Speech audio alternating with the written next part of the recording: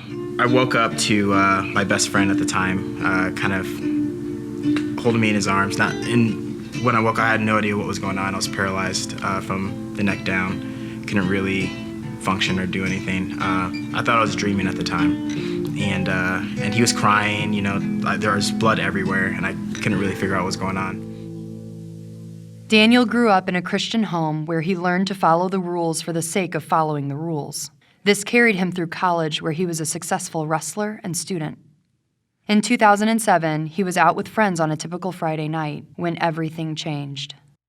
I got a call from one of my best friends, Jessica, and she wanted us to come down to college to hang out with her. And then we decided to go to a party. There's Dan, Jessica, one of her friends, Samantha, and then one other guy we met at the party that just started tagging along with us. We're on the way back, and we're crossing the college campus. There was a car coming up the street that I could tell was speeding pretty quickly. He was going about 40 miles per hour at this time. So the people in front of me froze up, so he actually turned into me in order to not hit my friends. Daniel woke up on the street feeling paralyzed and lifeless. He was in and out of consciousness and was quickly rushed to the hospital.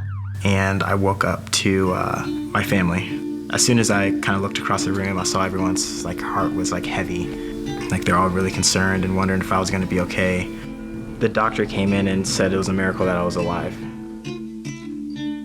At that point in my life, I really didn't know if I believed in God. So I went to church and I read the Bible.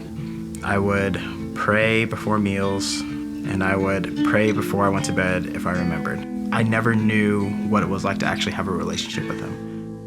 Despite multiple serious injuries, Daniel miraculously walked out of the hospital the next day. I shouldn't have been able to walk out the next day. I shouldn't have been able to walk out at all. I started looking at all the probabilities and statistics and me actually being able to be alive, let alone walk, let alone go out and wrestle for the next 5 years like I did at the collegiate level. And that's what helped me realize that God is real and God is looking out for me. And God loves me personally. It's not just a burden anymore. The rules aren't just something that's constricting me. The rules are actually setting me free because I know the purpose behind the rules, and I have hope behind the rules, and I know the person behind the rules. And yeah, to me, they're not rules anymore. I think sometimes my view on Christianity can sometimes get skewed, and when I can just look at it and be like, oh, well, I have to go to church, or I have to read my Bible.